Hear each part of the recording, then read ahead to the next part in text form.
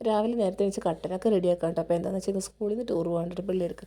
അപ്പോൾ മഞ്ഞ പോകണില്ല, ആബിക്കുട്ടനാണ് പോകണത്. അപ്പോൾ ആബിക്ക് ടൂർ പോകാൻ വേണ്ടിയിട്ട് ഞാൻ വേഗം എണീറ്റു. ഒന്നല്ല ബാക്കി സ്കൂളിൽ പോകേണ്ടവർക്കൊക്കെ റെഡിയാക്കണ്ട. അപ്പോൾ അത് കാരണം ഞാൻ വേഗം സാമ്പാർ, ദോശ സാമ്പാറിട്ട്, അപ്പോൾ സാമ്പാറൊക്കെ വേഗം കാച്ചി വെച്ചിട്ട് പോകാമെന്ന് വെച്ചു.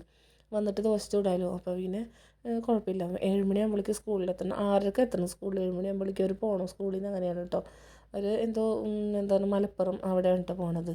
എന്തോ ഫാൻറ്റാസിയ പാർക്ക് അങ്ങനെ എന്താണ്. അപ്പോൾ ഉപ്പ വന്ന് ഉപ്പാടെ കുറുക്കൊക്കെ കൂടെ റെഡിയാക്കുന്നുണ്ട്. അപ്പോൾ ഞാൻ വേഗം കട്ടൻ ചായയും ഒരു എയറോട്ട് ബിസ്ക്കറ്റൊക്കെ കഴിച്ച് എന്നിട്ട് വേഗം പോകാമെന്ന് വെച്ചപ്പോഴേക്കും ആവി കുളിച്ചുകൂടെ റെഡി ആയിട്ട് വന്നിരിക്കുന്നുണ്ട്. സ്കൂളിലുള്ള ദിവസം വിളിച്ചാലെണിക്കാത്ത ആൾക്കാരട്ടെ വേഗം ഒരു വിളി വിളിക്കുമ്പോഴേക്കും എണീറ്റ് റെഡി ആയി വന്നിരിക്കുന്നുണ്ട് ഇവിടെ.